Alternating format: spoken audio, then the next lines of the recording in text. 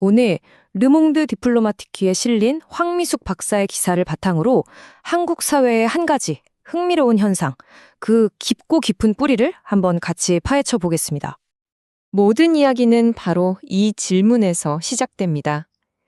왜 한국의 심장부, 이 상징적인 광화문 광장에서 성조기가 휘날리는 걸까요? 여러분도 아시다시피 광화문 광장은 그냥 넓은 공간이 아니죠.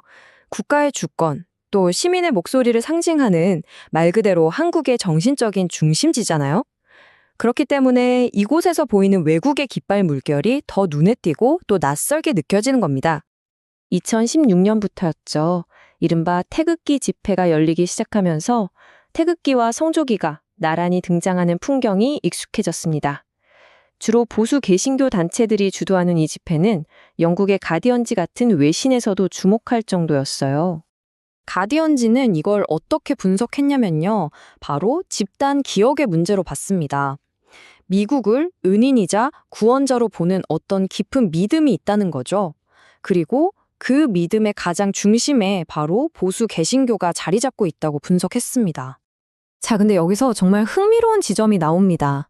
오늘날 광화문의 이 현상을 제대로 이해하려면요. 시간을 무려 140여 년 전으로 거슬러 올라가야 한다는 사실이에요.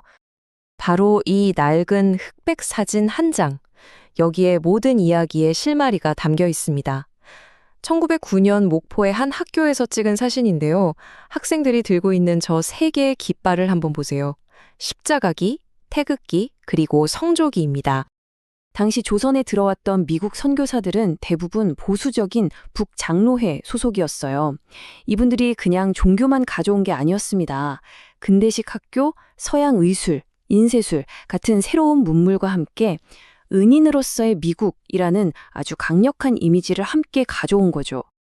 처음에는 분명 이런 감사의 관계였는데 이 관계가 이념과 전쟁이라는 거대한 파도를 만나면서 아주 복잡하게 재편되기 시작합니다. 일제강점기 시절 미국 선교사들은 정치와 종교는 분리되어야 한다면서 독립운동에 대해선 좀 거리를 뒀어요. 이런 소극적인 태도는 당시 독립을 열망하던 한국의 엘리트들에게 큰 실망을 안겨줬죠. 그러자 일부 엘리트들이 사회주의로 눈을 돌리기 시작했고 이건 교회 지도자들에게 엄청난 위기감으로 다가왔습니다.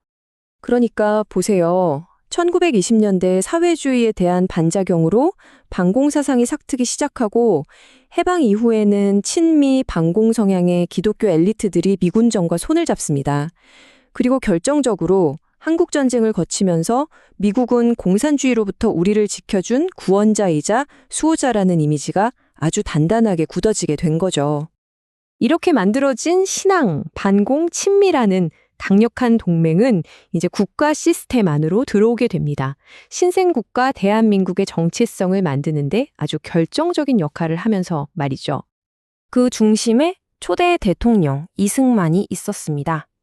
독실한 개신교인이었고 또 미국에서 유학하며 깊은 관계를 맺었죠. 그의 리더십 아래 한국 사회를 규정하는 아주 강력한 공식 하나가 탄생합니다. 바로 기독교 국가론입니다. 이게 뭐냐면 말 그대로 기독교 정신에 친미주의를 더한 것이 바로 대한민국의 국가 정체성이다라는 공식 같은 거예요. 신앙과 정치가 결합해서 친미적인 관점이 곧 애국인 것처럼 여겨지게 된 거죠. 이 공식을 바탕으로 교회는 엄청나게 성장합니다. 엘리트들은 사회 각계각층에서 영향력을 키웠고 교회는 미국의 원조 물자를 나눠주는 창고가 되면서 가난한 사람들을 끌어모았죠.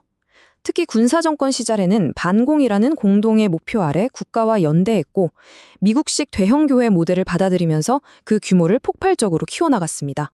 이 숫자를 한번 보세요. 400만. 1980년대 중반에 열린 기독교 100주년 기념대회에 모인 연인원입니다. 이건 그냥 숫자가 아니라 교회가 언제든 수백만 명을 동원할 수 있는 거대한 사회적 세력이라는 걸 보여주는 상징적인 사건이었어요. 자, 이렇게 길고 복잡하게 쌓아 올린 역사가 바로 오늘말 기사에서 한국판 메가운동이라고 부르는 현상으로 이어지는 겁니다. 이 움직임은 그냥 우연히 비슷한 게 아닙니다.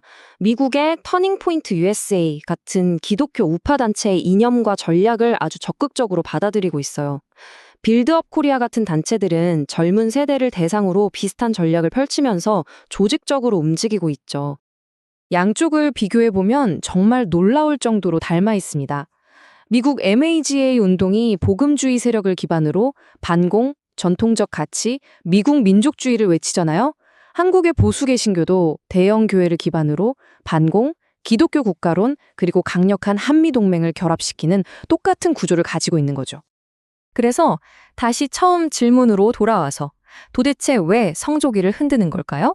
그건 바로 미국을 구원자로 보는 깊은 역사적 믿음 때문이고 한미동맹이 국가 안보의 전부라는 확신 때문이며 더 나아가 미국과의 연대를 통해 자신들의 영향력을 지키려는 현실적인 계산까지 깔려있는 아주 복합적인 행위인 셈입니다. 하지만 이야기는 여기서 끝나지 않습니다. 기사는 이 모든 분석 끝에 우리 마음을 떠나지 않는 더 깊고 어쩌면 좀 불편한 질문 하나를 던집니다. 아까 봤던 140년 전 그 사진 기억나시죠? 십자가는 신앙, 태극기는 민족. 그렇다면 성조기는 단순히 인인의 깃발이었을까요? 어쩌면 그 안에는 선교사들이 가졌던 문화적, 종교적 우월감이 담겨 있던 건 아닐까요? 소설가 황석영은 한국전쟁 당시 신천에서 벌어진 끔찍한 학살을 다룬 소설 손님에 대해 이렇게 말했습니다. 학살의 진짜 주범은 우리 안에 있던 두 손님, 바로 기독교와 공산주의였다고요. 우리 땅의 주인이 아니었던 외부의 이데올로기가 어떻게 우리를 갈라놓고 비극을 낳았는지를 보여주는 말이죠. 그래서 기사는 마지막으로 우리에게 이렇게 묻습니다. 훗날 우리 다음 세대는 오늘날 광장을 가득 메운 저 깃발들을 어떻게 기억하게 될까요? 순수한 신앙의 표현으로 볼까요? 아니면 과거 우리에게 비극적인 분열을 안겨줬던 또 다른 손님의 귀환으로 보게 될까요? 외부의 이데올로기가 한 국가의 정체성 그 자체가 될 때 우리는 과연 무엇을 얻고 또 무엇을 잃게 되는 걸까요?